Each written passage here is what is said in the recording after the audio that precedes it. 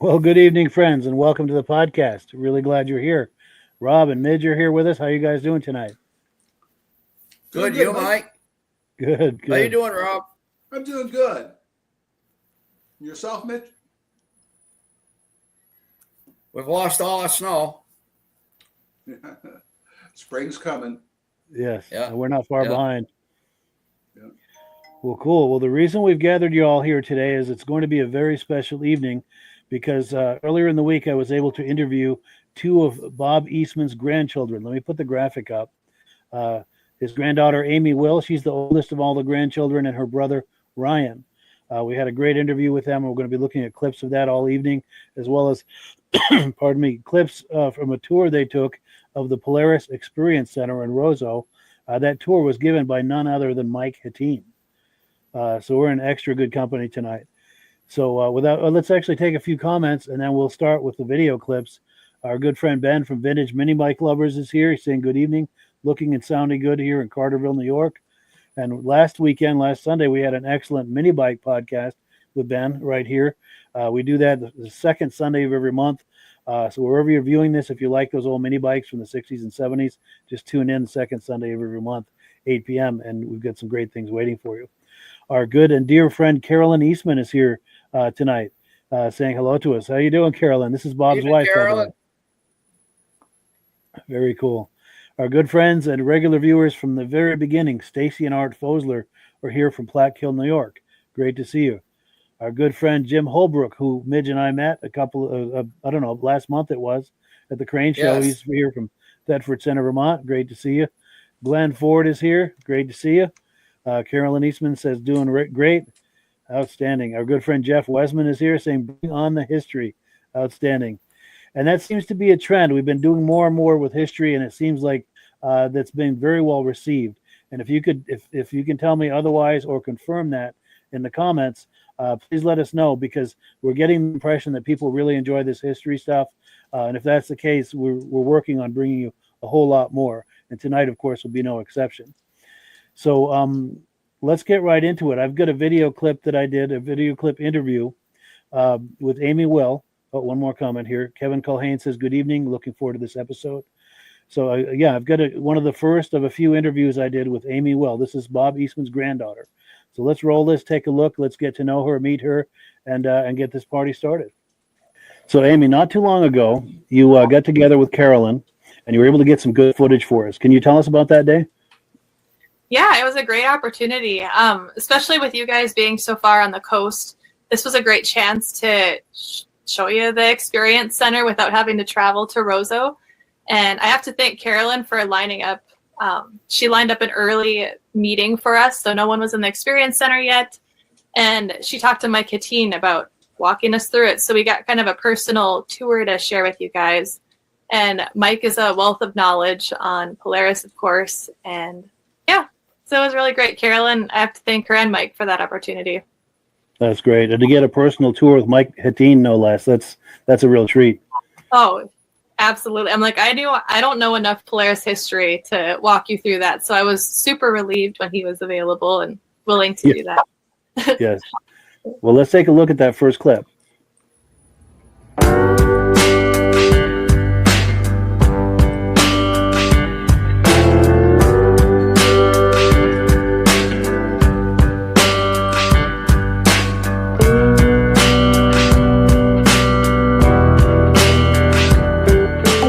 Polaris Experience Center here. As you come into the Experience Center, and something to say about the Experience Center, it's not a museum.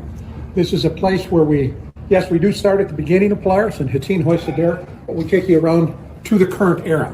So it's a whole experience of Polaris.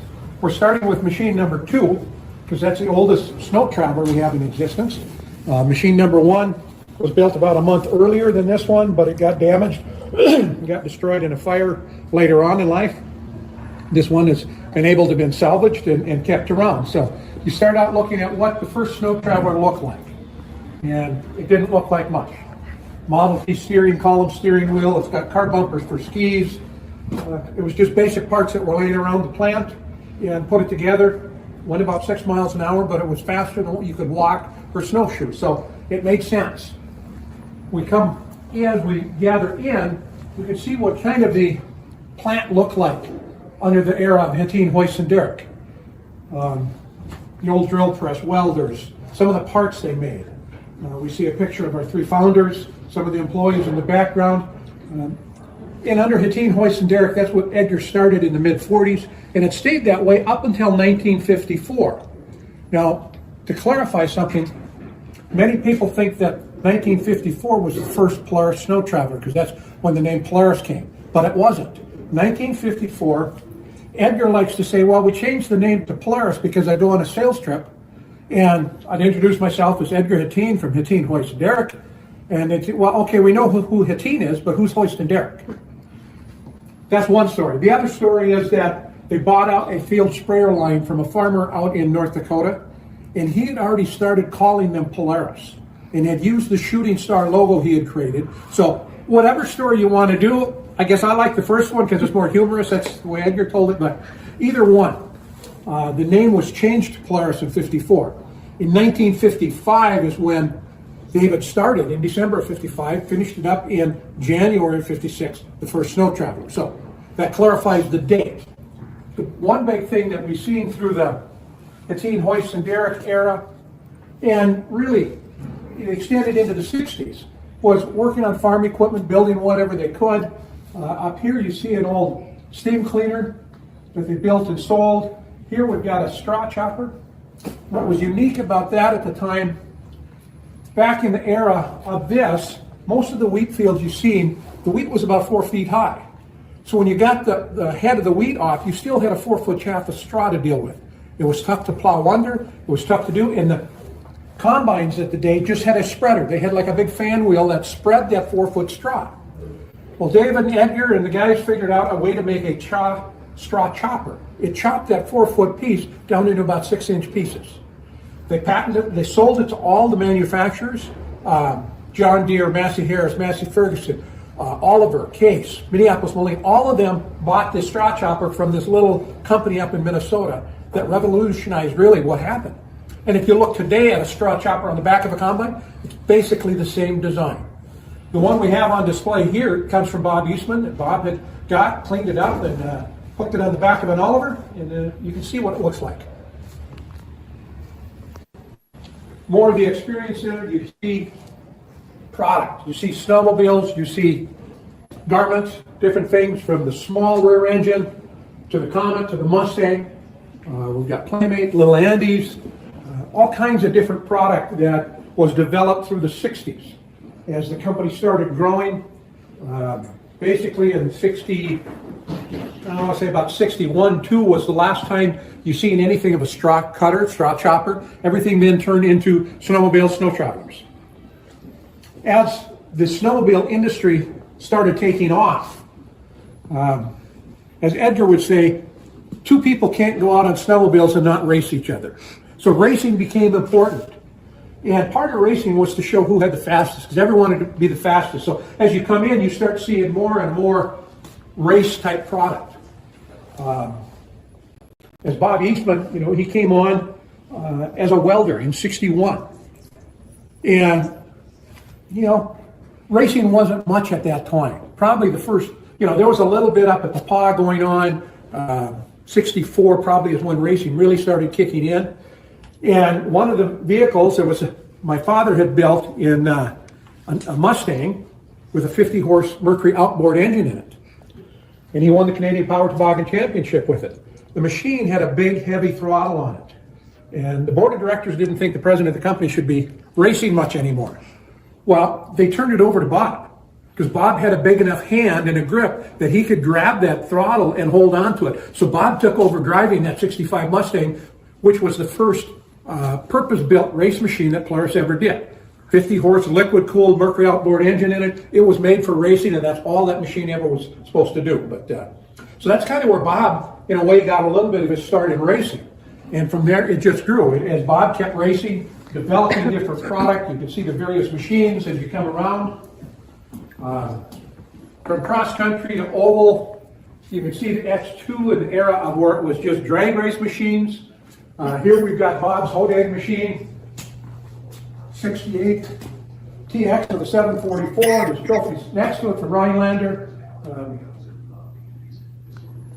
I know I talked to Bob one time, and while cross country was important, and Bob did a lot of cross country racing, the one thing that frustrated him with cross country was so much of it was based on time.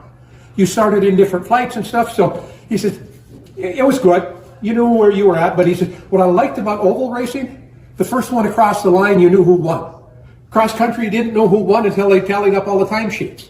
So he says, he preferred the oval track racing, as I had conversations with him. So yeah, if you're just joining us, we're spending a few minutes here at the Experience Center in Roseau, Minnesota, the Polaris Experience Center, no less, with a guided tour by Mike Hateen, arranged by the Eastman family, Carolyn and Amy. Reaction to this, gentleman? That's a nice collection of story. He's great. Yeah. I love how he explains everything out. And yeah. And a lot of those sleds were the ones that Bob raced. Yes. There's one I'm trying to okay, this one on the left, do you know anything about this, either of you? That there is what they call I think the X1. And it was at one time the fastest snowmobile on snow. It went 109 miles an hour and change, I think. Wow. In 1969, maybe. It was at that time the fastest snowmobile. It has, I think it's got 2 3-cylinder 795 engines on it, if I'm not mistaken. Yeah, that'll make it go. It was it was a fast sled. And I think Dorothy Mercer drove it to 106 miles an hour. Wow. I can't remember now. Mike Baker, I think. Mike Baker was the one that raced it at 109. Yeah. And then Dorothy got on it, and she raced it to like 106. Wow. So, yeah, they got a lot of press at that time with that sled being the fastest snowmobile on snow. So awesome. They marketed that pretty heavily. Sure. And then, of course, then the speed runs took off, and then Arctic Cat had it for a while, Skidoo had it for a while, and, and so on and so forth. And now, you can go out and buy any snowmobile off the showroom floor and do 120 miles an hour across the lake and think nothing of it. So, unreal. But at that time, that was very fast. Yes. And anything else to add to this, Rob? Or? It's nice that you got a tour guide through this, somebody to tell you the history about the machines and all that. Because the average person walking through there wouldn't get as much information as we're getting. It's true. Yeah, and this is someone from the Hateen family right here. Yeah. Yeah. That's amazing. His family used to race too? Yeah, they were the founders of it. Yeah. Alan and Edgar. Yeah, and David Johnson was a partner.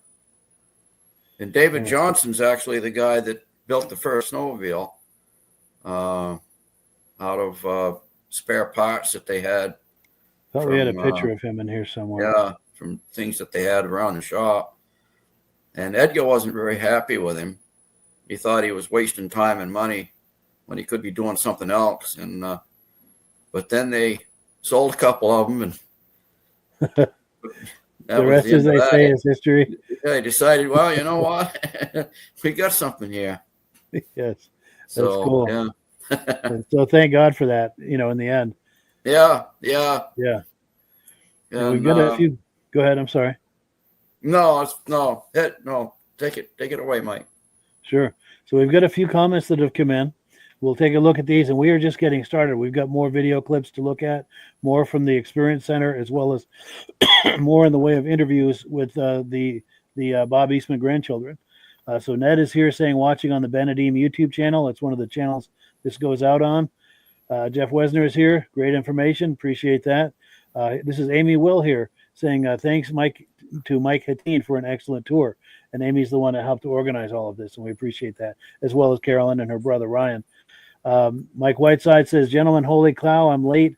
Good evening. Nice to see you, Mike. Carolyn Eastman says Mike Baker was also one of the designers of the X2. Good information. Oh, yeah.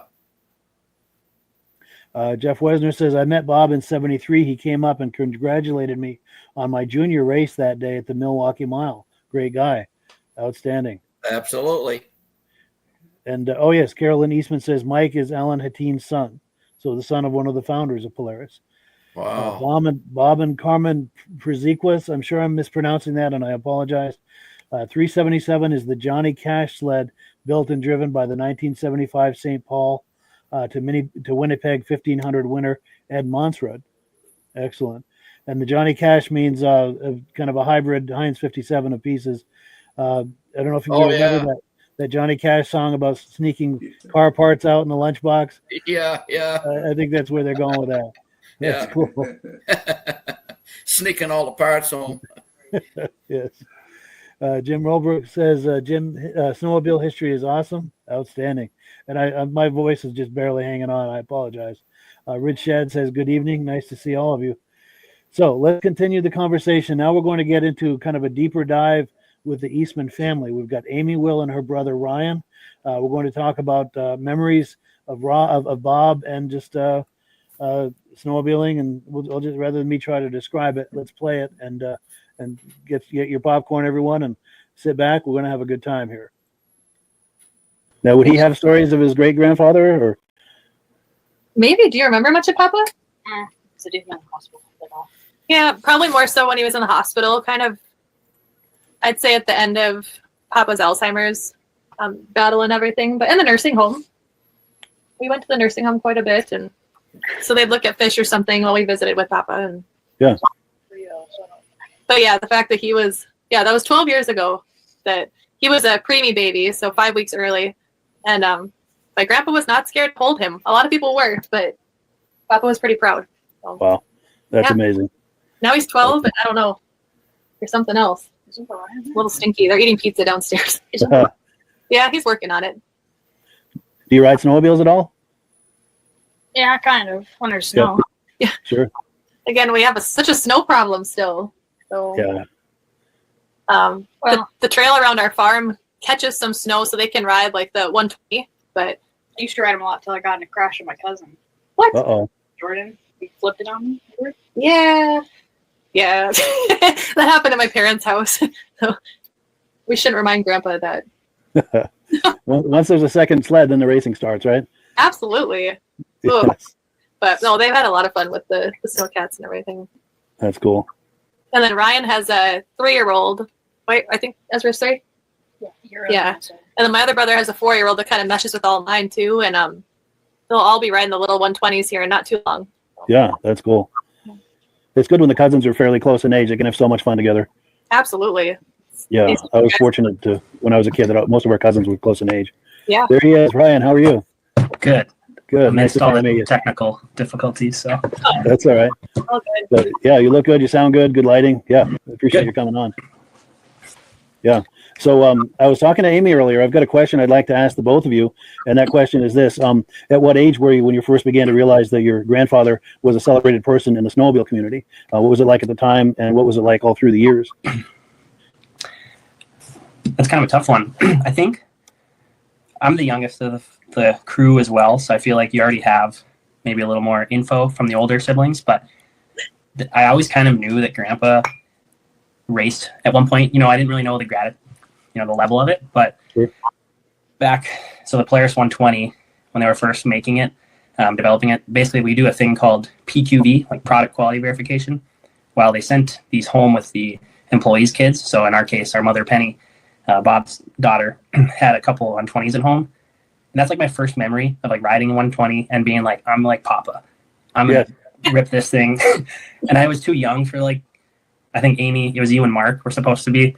My parents, they would just put me out in the field and don't hit anything. But yeah, that's like the earliest memory. So I mean, shoot, I was probably 4 or 5. So I always knew Grandpa raced for a living, but I didn't know the extent, if that makes sense. But even on that first ride, it sounds like you had a sense that you were following in his footsteps. Yeah, well, and so maybe Amy mentioned this, but Papa was pretty like very detail-oriented guy, and like safety was like number one. So there was a little bit of paranoia there too. I'm like, Papa's watching. Yeah. Don't mess up. Yeah, it's better do it right. So, but yeah, at the same time, I was like, I'm going to show Papa how fast I can go. So, a little bit of opposing motives there, but Yes. Absolutely. That's cool. And all through the years, Ryan, what has that been like for you as you got older and understood that legacy more and more? yeah, I always looked up to Papa a ton.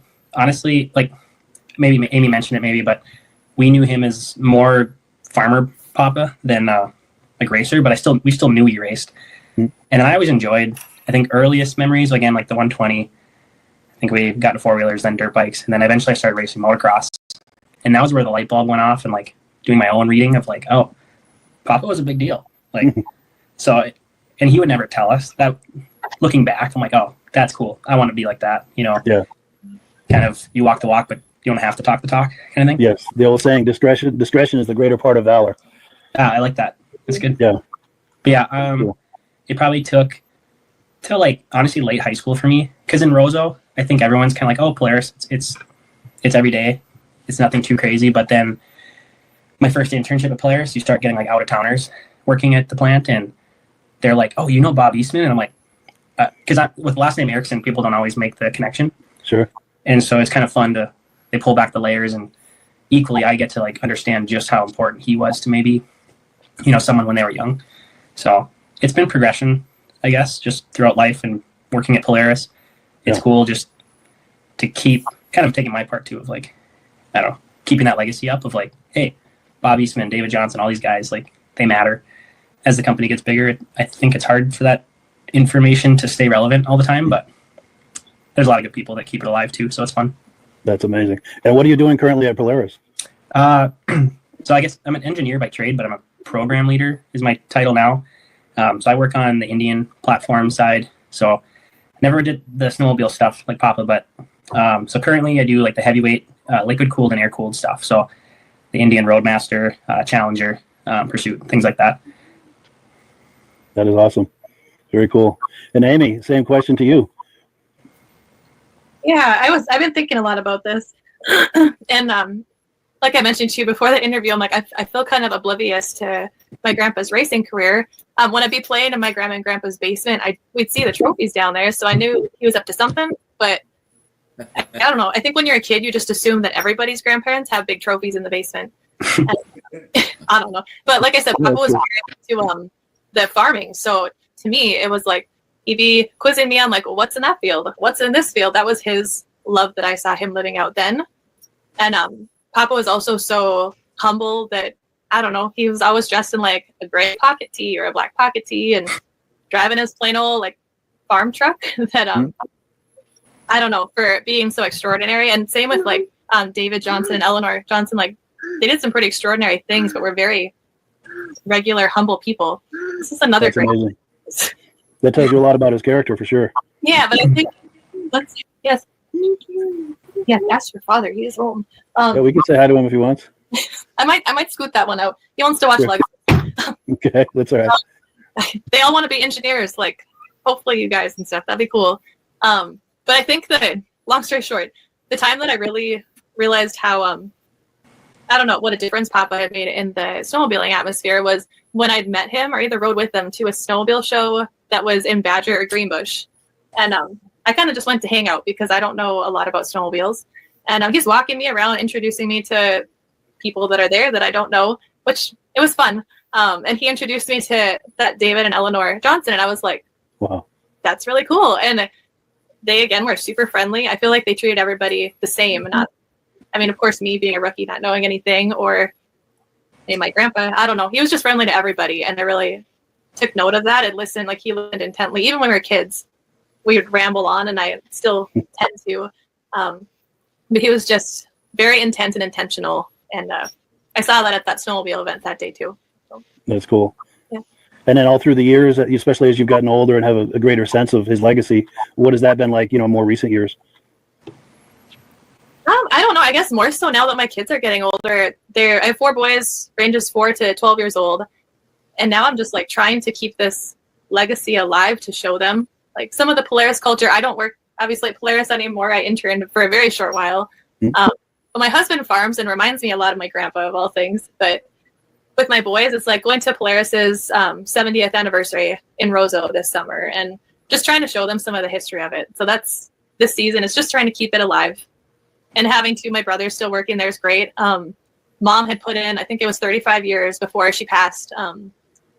Just the year before she passed away, I think she'd had her 35 year. So 35. Wow. Yeah, pretty cool. That's awesome. That's awesome. Well, cool. We're going to take a little break, but we are just getting started. We'll be right back. So yeah, we are hanging out here with the grandchildren of Bob Eastman. Reactions to this, gentlemen? Oh, that is so cool, Mike. Yeah. Unbelievable. And we even get a glimpse of some of the great grandchildren. She looks just like Bob. Yes, she sure does. Yeah, and we even had a glimpse there of the great grandchildren as well. A couple of them, anyway. Yeah. Pretty awesome. Definitely. And Rob, anything jump out at you there? Oh, I like the idea of the grandchildren still being involved in the business. Yes. Yeah. And I like her story about being down in the basement and seeing so many trophies. That's cool. That had to be neat, even, from the perspective of a child, because something's going on with that, but you can't quite put it in its proper context. But you have to know something's happening there, Yeah. Yeah. Well, cool. So we're just getting started. We've got another clip or two from the Experience Center at Polaris, as well as some more. Very cool. As well as some more interviews with the Eastman grandchildren. So let me pull this down. And I'm going to queue up another video clip here. It just takes a moment. And yes, the story continues here. Let's take a look. Growing, and as Bob got more into racing, moved from production welding into the racing, into the engineering and development side of the business, you can see a lot of that stuff that comes out. And an interesting thing about Bob, over the years, people would bring in a machine. Well, Bob, this is one that you fixed and you did and all that. And he said, well, maybe. And he'd go out and look at it. In fact, I remember some guys found my father's 1965 Mustang. And they brought it up and wanted to verify, is this really the one? So Bob and myself are talking with him. So he said, well, let's go out to the trailer and look. And Bob takes the hood off and he gets down with the flashlight underneath the engine, down in under the engine, and looks. And he said, yeah, that's the right one. And he said, well, how do you know that? He said, it's got my initials on the bulkhead. If I welded that bulkhead, I put my initials in it. So if it never broke, something happened, I know who made that machine. Nobody could blame me, or they could blame me if mine broke. So he says, I know which ones were done by me. Continued on as racing gets more important. Bob takes over as director of racing. He actually started a department. It wasn't just engineering, it was racing, and there was a person in charge of it. And then we see that was 1969, and you really see the explosion of factory race teams, all of that up through the 70s. You kind of end that era with the Midnight Blue Express and the RXLs and all that. And Bob's influence on every one of those models over the years. And one of the machines that was probably nearest or dearest to Bob's heart was the 73 Starfire. That one had a lot of Bob in it, and this is what I wanted, this is what he wanted in a machine, his vision, and that's what he won the World Championship on. It was the 73 Starfire. Got trophies, some of the race gear, the actual leathers and suits that the drivers wore, some of Bob's trophies, Jim Burnett's trophies. We got a 70 Charger here that was used to do the loop at the 50th anniversary. It was a 70 Charger that was used in 1970 when the thrill team was going. Roger Dick run this one.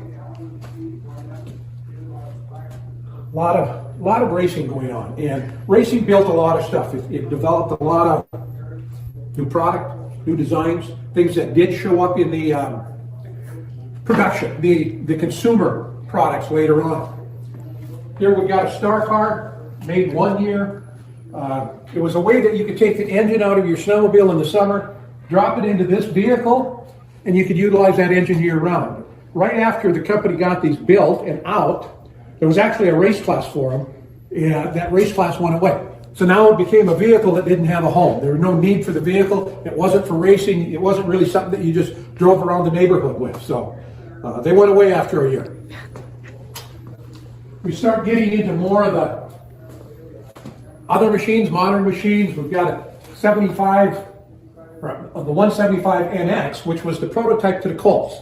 Everyone thinks back to the 72, 73 Colts and how many of those were made. This was the proto machine the year before. NX was just the code name for the project, and a 175 in it. Messel Snow King, one of the many brands of product that Polaris built over the years. More race stuff as we get into more modern, if you want to say. We get into the Polaris wedge chassis, Corey Davidson's race machine.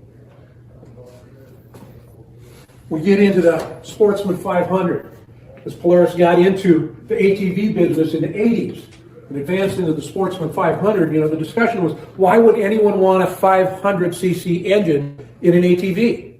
Because at the time everyone was running 300s, 250s, you know, smaller stuff. And in typical Polaris fashion, it was, well, because we can. Who doesn't want to go faster? Well, if you're going to go faster, you got to have suspension. So now you got a bigger, longer travel suspension with the vehicle. Sportsman 500 changed the whole ATV industry for us. You can see the first ATVs that were built, Trail Boss 4-wheeler, Scrambler 3-wheeler. There was 2 production runs of the 3-wheeler built. About a total of 1,600 of those were built between those 2 production runs. And then Polaris decided they didn't want them build anymore, and they really didn't want them out because there was a lot of problems with 3-wheelers causing accidents. So Polaris offered to call them all back. They took it back in as many as the dealers had brand new that they didn't want anymore. They pulled the front forks off, pulled the gas tank off. They put the gas tank from the 4-wheeler, the front end from the 4-wheeler, and turned them into 4-wheelers. Because everything from the steering post back is the same on the 2 vehicles. They were designed that way. They were designed to be interchangeable. It's another area that Bob worked on and helped design and develop, pull that together. We think about Polaris getting into the motorcycle business with the Victory motorcycle. Well, they were actually in the motorcycle business in 1962, 61 with the trail tractor. Built that up through 1965. I guess it's a loose term if you call them a motorcycle or not, but. And you start coming around into, if you want to say, the modern era. You know, you can see an RMK version. You know, it used to be, if you go back into the early 90s, we had the Indy, then we came with the Indy SKS, the Snow King Special. Well, now you've got the RMKs. Now, what do you want? Wide front end, narrow front? You want short, long? What do you want out of your RMK? That's almost become a complete product line by itself. Because the mountain states, depending upon where you're riding, are you trying to get to the top of the hill? Are you trying to get through the trees? What do you want out of the vehicle? So there's a lot of variety in that. And we come in and you can see the first Victory products, the Mule engine put together to try different things. The V92, the first model. Next to it is what we call Francis the Mule. That vehicle has all kinds of things on it where you could move the foot pegs, you can move the handlebars, you can move the seat, try in many different positions for ergonomics. What worked best, what felt best. So that's the old Francis the Mule development machine. Victory engines, we get into the Indians, Indian motorcycles. We've got our Razors, Rangers, Generals, that has just taken off and created a whole different part of the company. I don't know if you see, as we came back around, there was a picture of a swamp buggy. The guys wanted to get out to the field. They wanted to get out hunting, not just in the winter, but the summer. So they built swamp buggies. Now they're a little fancier swamp buggies than what we had back in the late 50s. A lot of youth product. So yeah, the tour continues at the Polaris Experience Center in Roseau, Minnesota. Reactions, gentlemen, to what we're looking at? Oh, I love it. I wished I could. I'd like to go out there sometime and go through that. Yeah. Yes. One of these days we'll have to get our act together and do a road trip. And Bob had a lot of influence on a lot of things out there. Yes. He it wasn't just snowmobiling. He was involved with the ATVs and just hands-on, brilliant. Bob was. Yes. And Rob, reactions to this? A friend of mine had one of those 3-wheelers, and they sent him a free front end kit because it became illegal in Ontario to ride a 3-wheeler for a while. Oh, yeah, so they could players were convert it sending to. out free kits to change them into 4-wheelers. Yeah, there you go. Yeah. So he's Yeah. still in the game.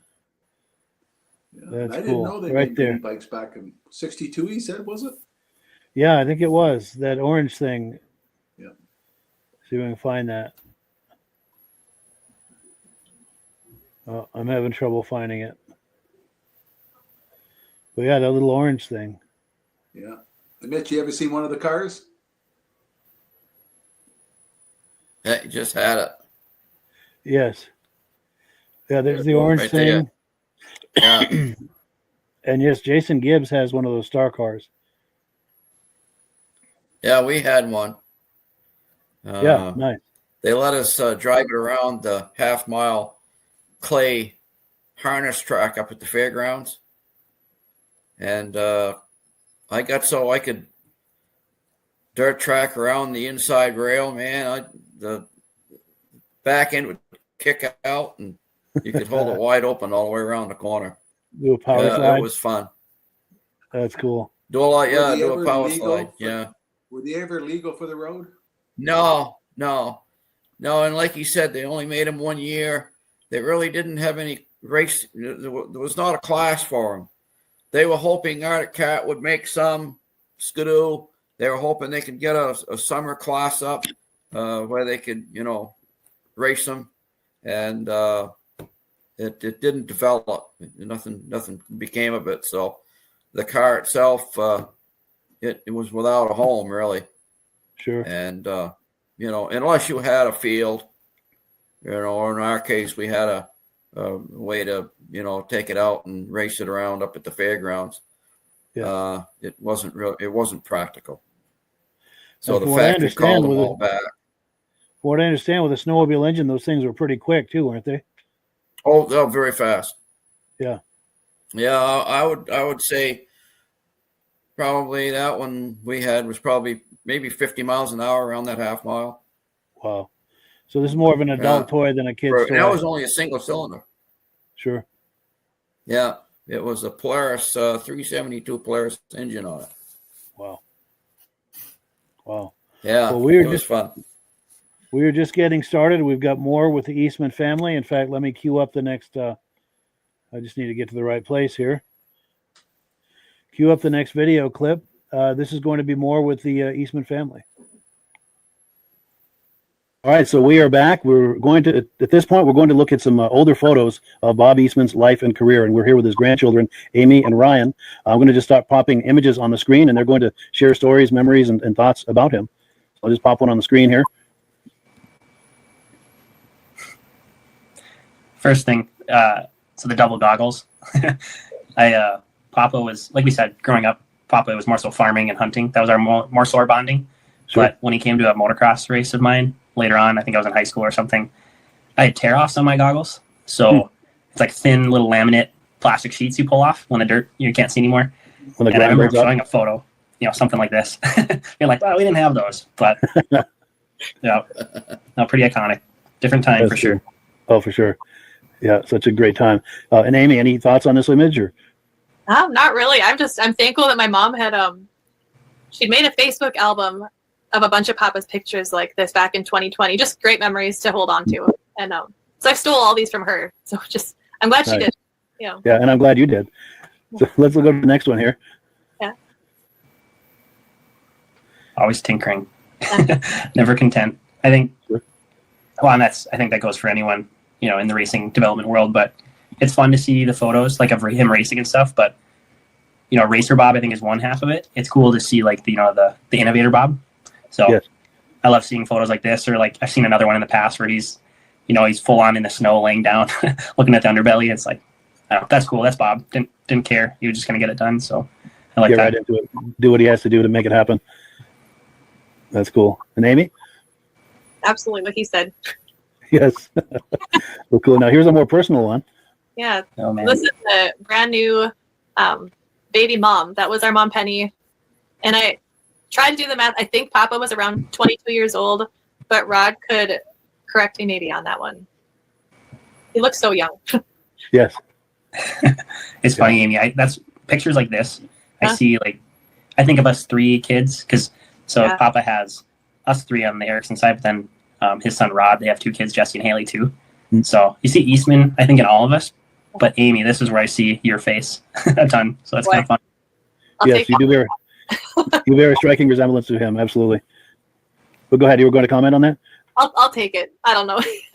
Hey, movie star good looks is what people said, so you better take that one. Absolutely. Yes. Okay, yeah. Yeah. Absolutely. No, he was a very good-looking guy for sure, and people comment on that. Absolutely. Yeah. And now, who is this that he's holding here? That's little Rod, I'm told. Oh. And again, I'm kind of regurgitating, so Rod can correct me if I'm wrong, but they didn't get to go to a lot of the out of the area races. But I believe this is when, I don't know if it was cross country or what it was, but it drove through or by the Roseau Fairgrounds. So, and Rod got to be there. Yeah. And Ryan, anything to add to this one? No, yeah, it's fun just to see. Like again, I think that must be Rod because you can sure see his face in it. So it's fun. That's cool. Then we got a nice family photo here. Yeah.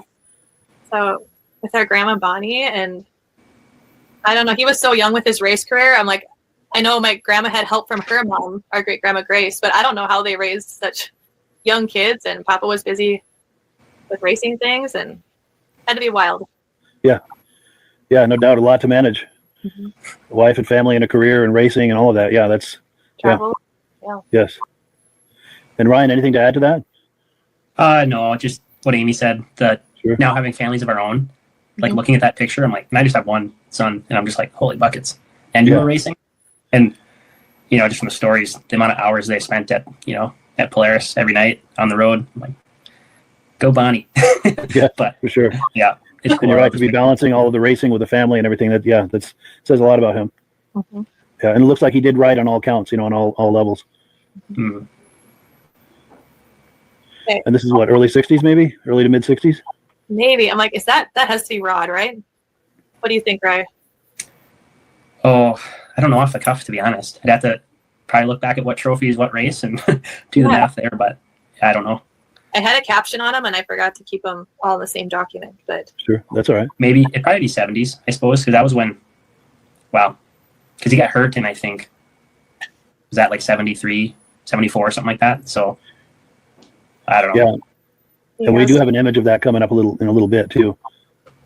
And then we've got this. Now, is this part of his farming experience, or this isn't to do with racing? I wouldn't think. No, this was, so what my mom had captioned that is that she said this was his truck. He had a little sideline investment business. So I don't know the details, but got the picture in the caption. Yeah, that's cool. Transporting things. Yeah. Cool. And that is in Roseau by the Mo Lutheran Church, I believe. My great grandma's yard. Wow. Which kid it is, though? I don't know which kid. Nice. Smack dab in the middle of Roseau. That's cool. That's cool. Here we go. Yep. Gotta love the styles of the 70s. But there's a story behind this. Go ahead. Oh, absolutely. Well, and like I talked with you a little bit about Mike, when you guys had shared that some of the Hawaii pictures, was it him and then was it Dorothy Mercer or somebody that there too? But this was just him and his modeling career, I guess, in Hawaii. So. Yes. So if I understand this correctly, the context of this, it sounds like they brought some Polaris sleds to Hawaii for some kind of promotional thing, and they were riding the sleds across the beach in this snowmobile outfits. Yep. Yeah. Ugh, That's wild. But Yeah, they must have got- those pictures just came up. So it's kind of funny. It's profit sharing week at Polaris. So this week, basically what happens is they kind of remember the old times, and they send out the monthly newsletter from like the 1974, 1975, and so on. And the Hawaii picture you're mentioning, Mike, where they're on the beach with the sleds, surfaced, and people couldn't believe it. They're like, no way. So a lot of people didn't know the history. So That's wild. That is pretty outrageous. That's cool. And then is this the same farm truck, or maybe an updated one a few years later? could be a different one. It's little Rod being put to work. So my mom had written that was a weekend job for Rod of washing the trucks. Yeah. So Learning a good work ethic early. absolutely good bonding time when he was home, or when Papa was home. Nice. And There we go. yeah, Mom all decked out. Must have been going to ride. That's cool. Yep. That looks like the glory days. I'm thinking 70, 71, give or take. Oh, the photo says 72. So yeah. Let's see. Yeah. That could be about right for how I'd just be guessing at how old mom is, but maybe so, yeah, early 70s. That kitchen. It's a very familiar kitchen. That's what I was Oh, wow. just gonna say. Yeah, That's cool. the outlay. Oh, yep. That's cool. And then here we go. We had talked earlier about his injury, and he retired from racing after that. Is that correct? As far as riding sleds in a race?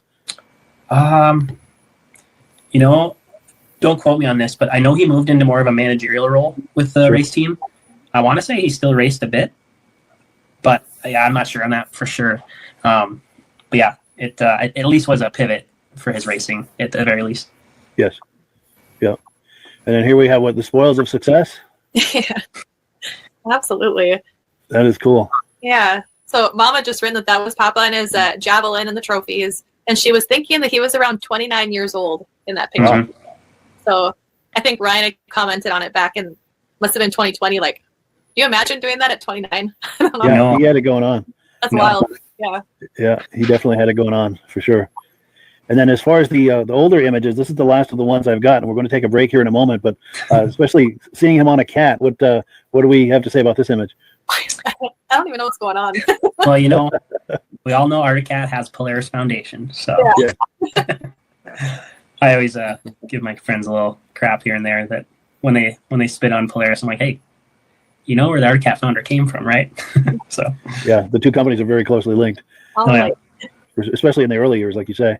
hmm Well, cool. So we're going to take a little break, and then we're just getting started. In fact, we're hanging out here with Bob Eastman's grandchildren, Amy and Ryan, and we've been looking at some images from yesteryear. We've gone to the earliest ones first.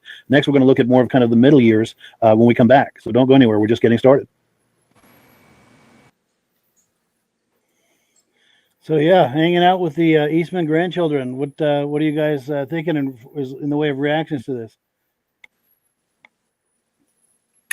It's nice Oh, to hear pretty the awesome. history of their. Yeah. Bob was seriously injured in '74, and I don't think he raced professionally after that. I mean, I'm not going to say he didn't get on a snowmobile and for a ride, but I don't think Bob raced after that. I think he was mainly the team manager, and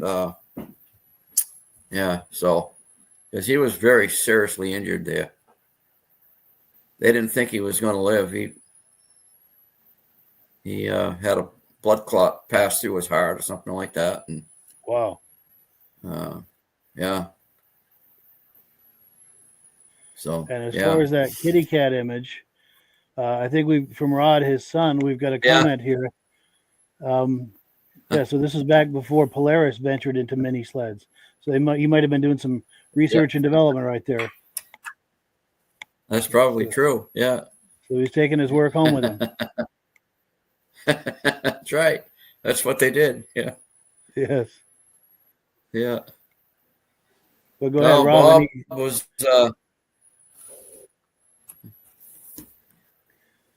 Rob, any reactions to what we're looking at? Or? That's an awful lot of trophies in that picture. Yes. Some of those trophies are bigger than what the grandchildren were, probably. Yes. And in some of the comments, Rod was saying he used to climb that trophy. Probably this biggest trophy next to him. Said he used to climb that. Oh yeah, here it is, right here.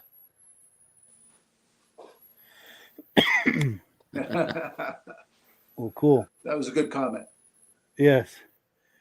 So let me get back to where I need to be. We've got another clip from the Roseau Experience Center. Let's take a look at that, and we'll keep this party going. The Polaris Hall of Fame, whether it was employees, people in administration, dealers, customers, people that helped make Polaris what it is today, suppliers, recognizing their efforts. Some various engines on display, just so you can see, get a little bit better feel for what that is.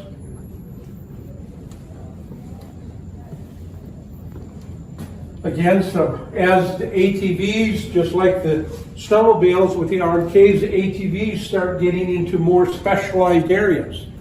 What do we want? Here you got something set up a little bit more for touring than just a standard sportsman. More accessories for the type of riding, how you want to use the product. Coming up into this area, you see a lot of componentry on display, if you want to call it that. And a lot of it is cutaways that were used for dealer displays. There's cutaways that were used for helping to demonstrate a patent application. Here you've got a bunch of small scale model rear engine machines up to the 65 Mustang. These were all built by a local high school kid here in Rosa. He was in 11th and 12th grade. He had built one for a 4-H display. My father was president at the time. He seen that. He contacted him and says, could you build more of them? So he was given access to come out to the plant, and he'd measure stuff and write it down, and then he'd go home and build them. The big red Mountaineer here has got over 1,000 pieces in it. Every one of those pieces were hand fabricated by him. He had to make special tools at times to get the parts put together, and you know, all the way down to the little hood latch is all hand fabricated. The engines were hand carved out of a block of wood.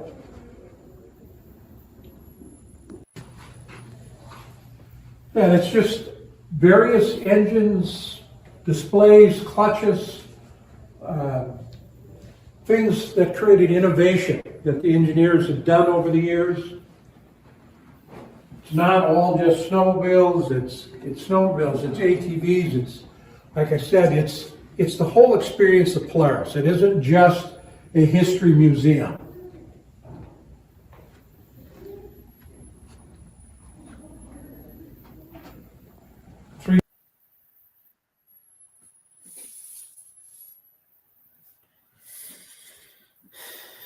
Wow. Would we lose Rob, Mike?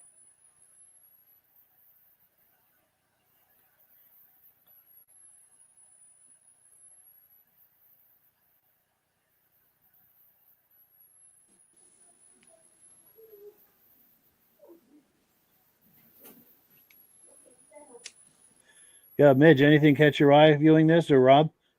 Oh my gosh, those models. Are you kidding me? Wow. Man, boy, do I ever feel inadequate. Yeah, I hear that. Man. Rob, can you hear us? Unbelievable. I think Rob's struggling with his audio. Okay, he's logging off and back on. It's Yeah. true, and that was a high school student that made Yeah, those. I locked up a while ago. And I guess there's over 1,000 parts in that big red one. Just imagine. I'm glad they have that behind glass, because I can Wow. just picture a kid reaching up and grabbing that to play with Oh it yeah, and breaking it. yeah.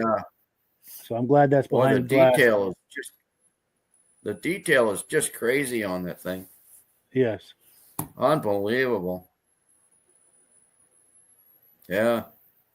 Yeah. And he made it all out of wood. Yes. Here we go. Rob's back. Boy. Hey, Rob, do we have audio Hi, on you? Rob. Can we hear you? Can you Yes, hear I us? can hear you now. Oh, good. Excellent. We're in business. Yep. So, Rob, before Yeah. we switch gears, was there anything in this presentation that you had reactions to? Oh, yeah, we lost your audio again. I'm not sure what's going on with that. Yeah, the gremlins are back, I think. Let's take a comment Yeah. here. John Zuccarelli says, good evening from Elma, New York. Cool deal. So let's do this. I'm going to take this video clip down, and we're going to go into the next installment. This is going to be more family photos from the Eastman family. So let's take a look at that. It'll just take a moment to cue it up. And this is it right here. So we are back with Amy and Ryan. These are Bob Eastman's grandchildren. We've been looking at images from all through the years. Right now we're going to look at some images from the middle years. So let me pop one on the screen. And this is part of his farming experience, right? Yeah. So Mom was very involved with horses, and she didn't grow up with them initially, but read a lot of books and kind of started off on her own with them. And Papa was very instrumental in that, clearly helping her with this foal that came. And also there's some driving pictures, and he was just helpful. I believe he was tied to the horse trailer that she had too. The first horse trailer had to be painted midnight blue, and I don't have any pictures of it, but it's just sweet that he was so involved with a wild. Horses are a crazy hobby, and this was Mom breaking into it. Nice.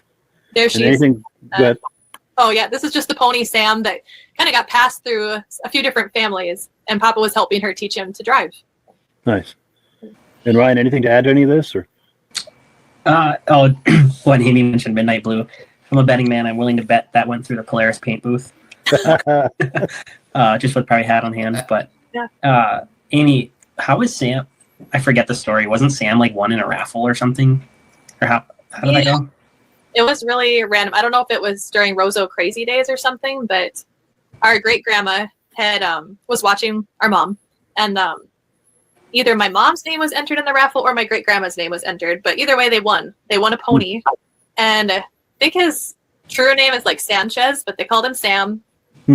And long story short, this pony lived years with my mom, and then was later passed on to Rod's wife's family. So Jackie and her sister, they had him for a while. The pony made it back into our family eventually. So, and then I think he died at our place. He lived till like 36 years old though. So, that's amazing. Yeah. That's He's cool. Stubborn little. I can't picture being Papa and being like, hey, we have a pony all of a sudden. Pretty wild. Like, yeah. they were just outside of town at the time, but eventually, like now that lot is town in Roseau. So it works. Wow. Yeah. And what are we looking at here? Ryan, the horse trainer, riding Sam. No, that's Ryan up there. Yeah. Amy, that's very much my mom, Penny, and Amy. That was horses was their thing. But yeah, is that Sam, Amy? Sam, and then it was the Roseau Fair Parade. And Papa showing his support, whether it was horses, hockey, dirt bike, it was everything. Track. I know Jesse did track, Haley did dance. Papa was at like every event that he could be when he was able to. Very supportive as a grandfather. That's great. Yeah. Very cool. A very committed family man. Absolutely. And speaking of which, what are we looking at here? Sorry for all the Ryan pictures, Mark's. Hey, I'll take it. Yeah, baby Ryan at the fair. That's probably like what, just over about 1.5 years. Yeah, Wow. 94. Yeah, just over one. That's cool. Good times are being had right there. Absolutely. And right here too, it looks like. Oh man. This was my Eli that popped in before the interview. He was Papa's first great grandson, and he was so proud. Like I mentioned, he was 5 weeks premature. A lot of people, even I was nervous. And my grandpa got right in there, and he just beamed. He held him for those times. Wow. And now he actually has 6 total grandsons, so it's pretty wild. Yeah, that's amazing. And anything to add to that, Ryan? Oh, and it's a little bit funny. I think that was my first dirt bike that I ever had. Wow. And it's funny. It just triggered a memory, kind of related. Is after the injury that we saw the picture of, Papa got pretty, I call it gun shy a little bit. I think even if you guys are familiar with like Jerry Bunke's racing accident and when he passed away, that kind of changed Papa a little bit from what I'm told. And anyways, when we were young, I don't remember the conversation, but there was something between our mom and Papa of like, these kids will not race. I wanted to race 120 in the worst way. Mm-hmm. And he's like, no, not doing it. And it's kind of funny. So fast forward, 20 years. And then Papa's like, oh man, dirt bikes. This is amazing. So I just love this picture. He just looks genuinely happy. It's cool. For sure. And then we've got this one. Yeah, this is the best farm picture I could find in her Facebook album, and just shows his joy. I don't know, his joy of farming. And I think Mark, I think you guys farmed with him some. Did you work for him combining, or maybe Jesse and Haley did too? I didn't help much. So yeah, I think more so Mark. I would rake swabs a little bit, but Mark would actually farm with him more. I was a little bit young yet. I feel like I did that with you guys once, straightening swaths, and I didn't get asked back, so I don't know if it was a bad job or what, but yeah, not a good career choice for me. Sure. And then we get this image. Yeah, this is probably the one that's nearest to my heart. with Mom passing last year, and then just like the pride and joy that Papa had with that teeny tiny baby. Yes. He was less than 5 pounds, and nope, he embraced the great grandpa role too, and I know he will for whatever future. You know, he'd be proud of all the great grandkids that. Hopefully, my brothers have lots of them, and my cousins too, because I have plenty. Yeah. That's cool. Yeah. Anything to add to this, Ryan? Or Oh no, I just like what Amy said. It's just fun to enjoying the see. moment? Yeah. That's cool. Yeah, this is 2013 at Papa and Carolyn's house, and it was just a good full family picture. It's been a while, only probably about 11 years since. I don't know. I'm just guessing. Doing the wrong math. Yeah. It was a good memory. That preemie Eli filled up a little bit. You can see. Well, Yeah. I don't know how old he is, but he definitely packed it on. And We can kind of walk through too. So if you go from left to right, Yep. that's Jesse. It's kind of fun. So Jesse went through engineering school with me as well. We got to grow up really close together. Then just above him is his sister Haley. So that's Rod and Jackie just above them. So Rod is Bob's son as well. And then obviously Amy, her husband Leo. Then just above Leo is Carolyn. And then in the very middle is Amy and I's middle brother Mark and his wife Danielle to the right. Then the middle obviously is Papa, and then our mom Penny, and then our dad Jeff, and then awkward age look myself. you look great. I don't know about that. Yeah, really fun times. Yeah, Yeah. nice family gathering. Would this have been a holiday or just a random family gathering? Or Is it Christmas? I think they hosted Christmas and opened their home to us, and Carolyn did a phenomenal job cooking. She was great with that. I think this was they did some remodeling too, so it was kind of fun. It was like the first family gathering, getting to utilize like the new space. It was pretty cool. that's cool. Absolutely. And this one here, Oh yeah, that's sitting back on the shelf still. So Grandpa's in the nursing home at this point, but I had moved after college. I moved down south to Alabama, and I was always 11 throughout my whole racing career. And then when I moved to do some different race series, I had to change numbers to a 3-digit, and I was like, why in the world am I not 264? Like that's the number to be. So I just kind of made it up, and he's always been inspirational to me. So I just wanted to kind of make sure he knew that, because there's the engineer inspiration, just his general character, but it was kind of a fun thing that I like to look back on too, of like continuing the tradition. And kind of that photo with his javelin, I basically said like, hey, I'm not going to have your same race accolades, but it's inspiring to try to follow suit. for sure. That is cool. Very nice.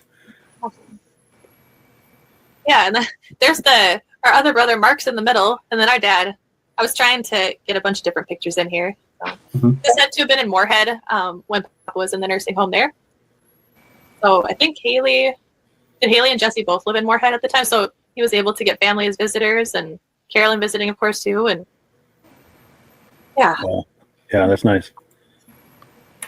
Yeah, and Papa and Carolyn, and I don't remember what year this would have been, but it was before our parents had a house fire, so it's the old house stuff. Wow. No, Rye, if you have any guesses, but Yeah, that was pre 2015, but okay.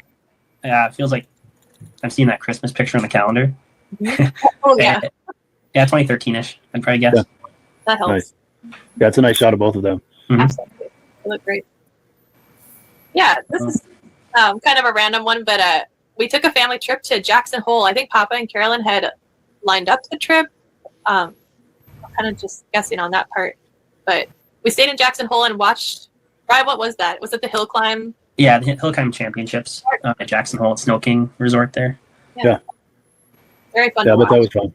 Yeah. Yeah. And I bet he enjoyed himself on that. I would imagine. Yeah. Yeah, it was cool. Like, so it was kind of like a 2-part trip. We spent like 2 days at Snow King, kind of skiing while the races were going on, so you can like watch while you go up. Super cool.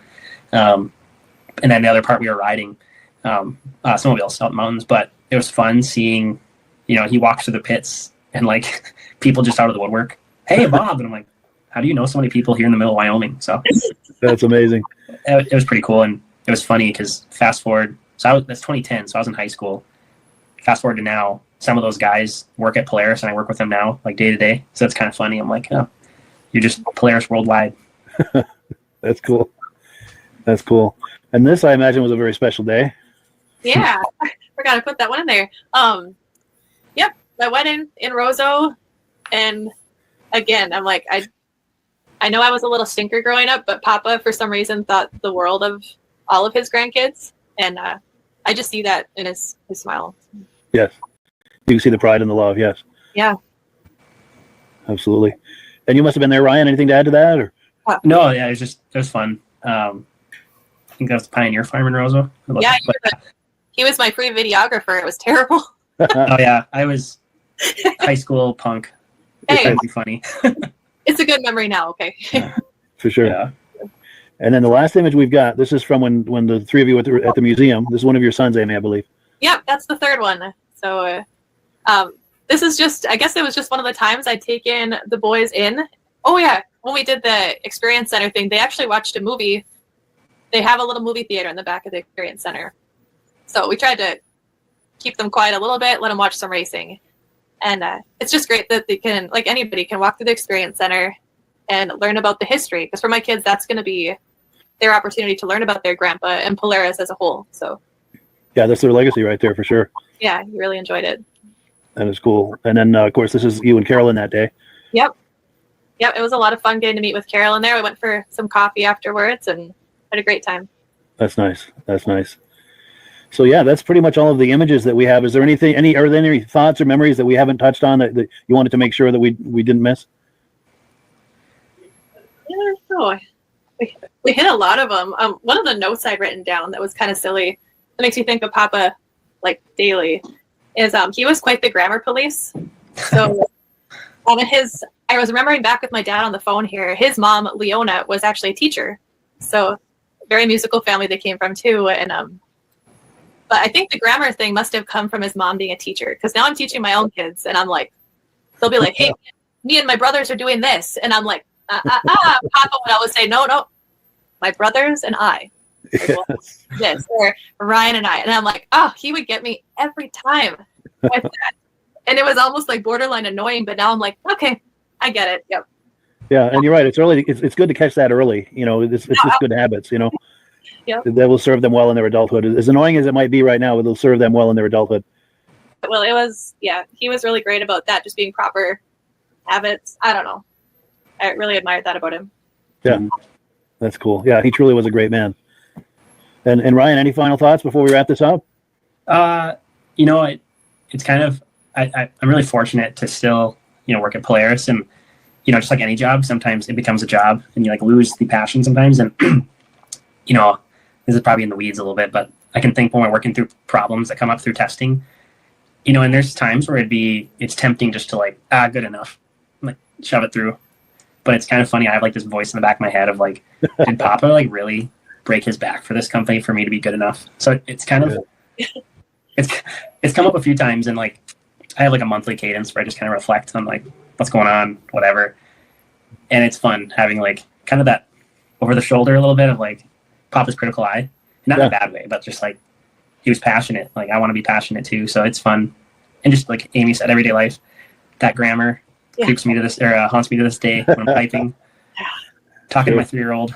But yeah, just his attention to detail, and like what I love, I think, like if just to summarize, is like he was talented, he worked his butt off, but like you would never hear it, you would see it, I guess is what I love.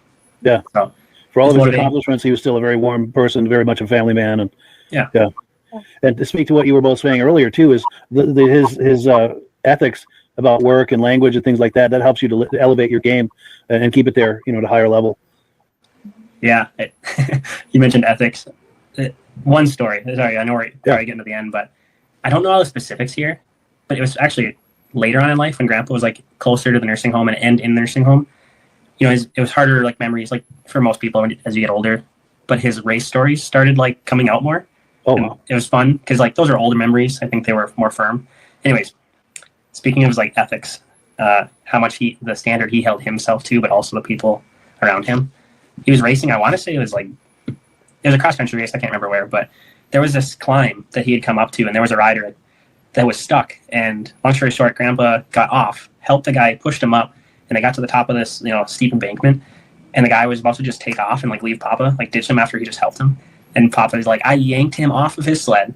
I said, no, you're coming to help me now. And it's just funny. Like he was a sportsman to like help the guy, but then he's like, no, that's not how this works. Yeah, reciprocity. Yeah, absolutely.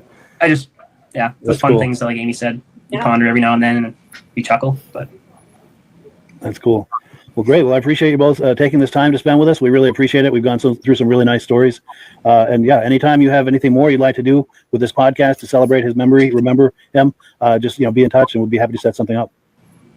Yeah, thank you very much, Mike. Thanks, Amy, for working all this out with him too. Yeah, thanks for having us on. All righty. Thank you so much. Yeah, wonderful family moments with the Eastman family right there. That's pretty hard to beat. Very cool, Mike. Yes. Yeah, well, thank you. And Ryan, he hit just hit the thing about maybe putting something out saying, yeah, well, that's good enough. I've worked too hard on it already, and that's good enough. But that is not how Bob Eastman played. It had to be about as perfect as you could ever get anything when anything he had anything to do with. It was about as good as you could get it. We're to an impossibly high true. standard. Sure. He's got his grandfather looking over his shoulder for sure. And there's no such thing as good enough. Yes. And Rob, any reactions to all of this? Or? Oh, that was great. You had Amy and Ryan come on to tell us the history about their grandparents. And they're two lucky kids to be able to know their grandparents. A lot of people didn't get a chance, and they were lucky. It's true. Great stories. Yeah. You have such a rich legacy there. That's wonderful. Yeah. Yeah, for sure. In fact, we've got a comment here. Dave Meyer is saying he said he met Bob in Boonville, New York, grinding the tips off some flyweight at the airport. Yeah, cool. But go ahead, Midge. What were you going to say? Well, and they were out in West Yellowstone, or where was it? The hill climb? Was it? I think it was, Wyoming or somewhere out there. Wyoming, yeah. Yeah, and people were coming up to Bob and saying, "Hi, Bob." And, they couldn't understand how come so many people know Bob Eastman. But Bob Eastman, the snowmobiling, is like Muhammad Ali was the boxing. Yes, a very recognizable he's the person. Most recognized face in snowmobile. Yes. Yeah. Oh, here we go. Rich Shad says, such great history. Makes me even more proud to ride his collection of Polaris sleds. There you go. Yeah. Yeah, absolutely. Yeah. Yeah. So, this is a wonderful thing all around. A great celebration for the Eastman family, also for the Polaris brand. So anyone, the Polaris faithful, anyone who even casually likes Polaris, you got to give it up tonight for Polaris, Yeah. Oh, Glenn Ford says a big thank you to the Eastman family for sharing their memories. Yeah. Well, cool. Yes, absolutely. Yeah. Yeah. So in the few minutes we have left, Rob, do you feel like doing a quick AMSOIL presentation? Sure. All right. And I've got that graphic too, that Polaris graphic if you need it. Okay. A lot of people know about AMSOIL being one of the first API-rated synthetic oils. Our 5W30, 10W30 was the first oil to ever be API-rated back in 1972. But it's not just the car oil that we're known for. We're very well known for our snowmobile oils, what this program's all about. Our Dominator oil's been out for over 25 years too. More film strength, longer engine life, protection. And we have trail riding oil, chainsaw oils, small engine oils, dirt bike oils. If you can think of it, we probably have a Z-Rod oil for the older cars. And with Mike and I, we have a program where you can sign up as a preferred customer and buy the oil directly from AMSOIL. You click on the Mike's link, and we can send you a catalog on how to save. Oh, we just lost your audio, Rob. Can you hear us, Rob? Oh, no, we just lost his audio.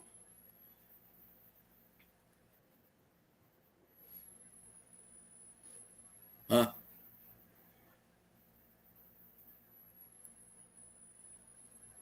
That's a bummer. We'll let him go for another minute. But, thank you so much, Rob. You may not be able to hear us, Rob. Can you Okay. So, well, we tried. We tried. It's all good. We're going to wind down the show here. We've got one more comment. Midnight Rider says, "What a great tribute to a great man and a rich family history. When I think I've seen great podcasts, Mike, it tops it again. Awesome podcast." Well, thank you. Yeah, and that's not easy to do, especially from this end. To Yeah. try to keep topping yourself like that. But yeah, we won't stop trying. Live from the East Coast, it's Sunday night. Yes. And Ben says, "Awesome seeing everyone. See you all next week." Absolutely. And let's get Rob back here for final comments. And yes, Rob, any final comments before we wind it down? Or? That's great hearing a history about a great person like that. Yes, yes. And we've got 2 more episodes of the podcast to go before we wind it down for the season. Getting into April, we then transition into the Muscle Car podcast, which you have that to look forward to. So we don't stop. We just kind of change it up a little. But yeah, final comments, Midge. Oh, I think Midge might have locked up. Rob, anything else before we wind her down? Oh, it was wonderful, Mike. Wonderful memory. Oh, good. And like I said, yes, Bob yes. Eastman had a lot of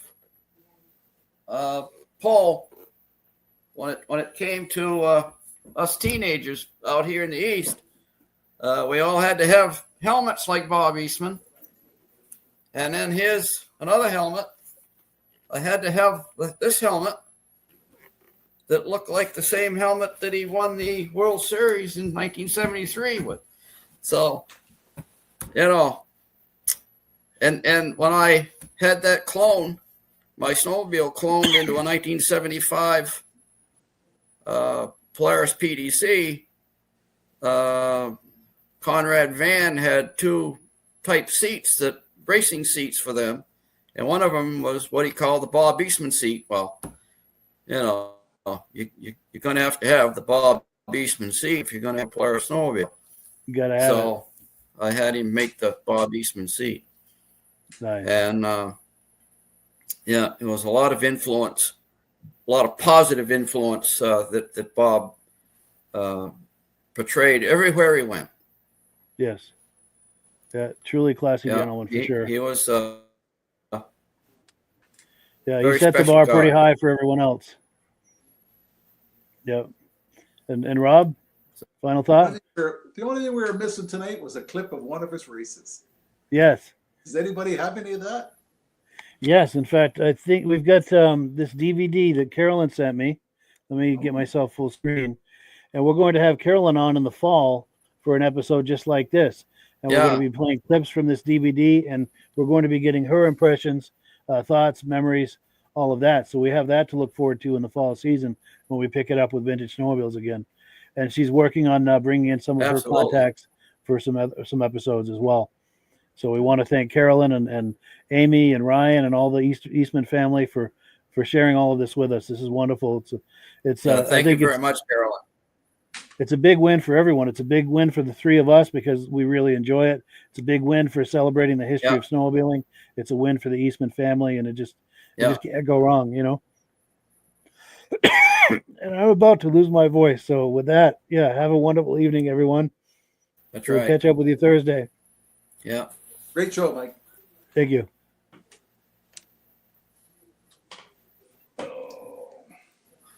And y'all losing your voice.